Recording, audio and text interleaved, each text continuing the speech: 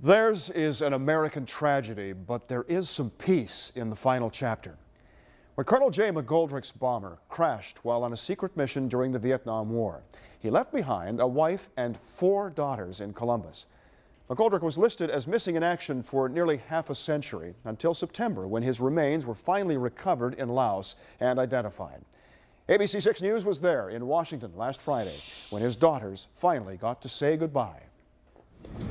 4 little girls, you know, without their dad. It just pulls on every heartstring, I think, that anybody has. Day after day, they've arrived since October. This is her second one because the first one broke. Silver bands worn by strangers who long ago promised to keep Colonel J. McGoldrick's memory alive. He said he got his bracelet at the Ohio State Fair in 1985. Each one returned, now a reminder to Mitch Guess and Mari Petrucci that their father is finally coming home. We've been on a roller coaster for 45 years. At last, the final moments are here. I'm so mixed with emotions over the grief and the fact that we've finally gotten to this point. And now has come the moment for Colonel McGoldrick's daughters to do their duty.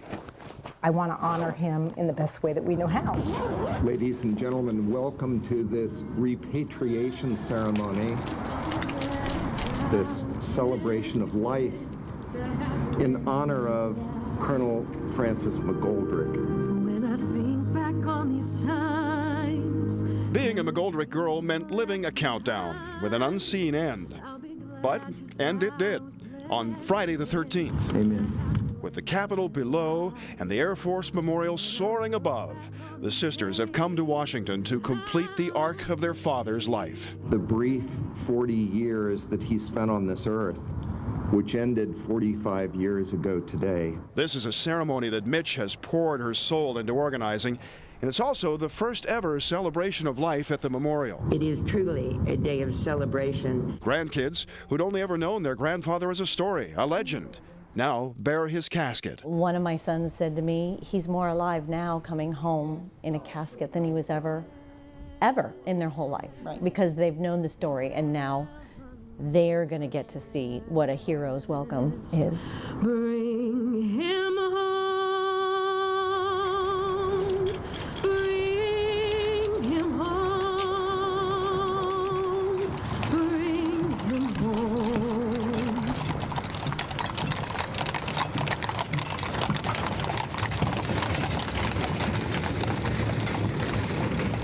Half a mile as the crow flies from the Air Force Memorial is the final resting place at Arlington.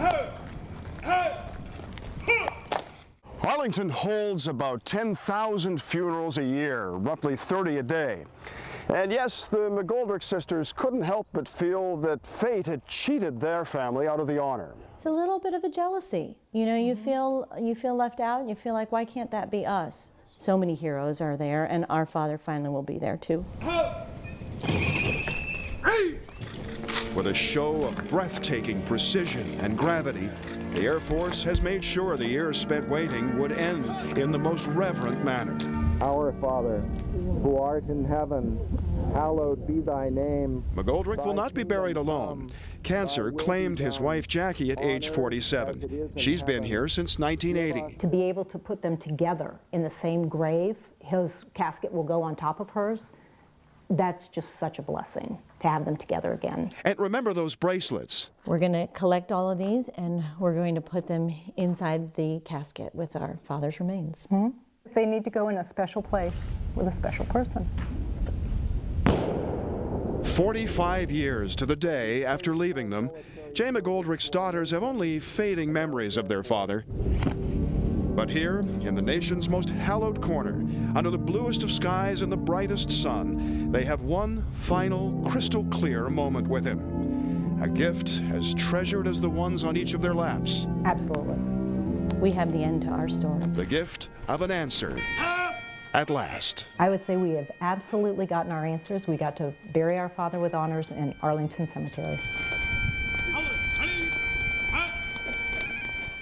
Mitch and Mari tell me that the end of their father's story finally allows them to do something they have never had a chance to do before, and that is grieve.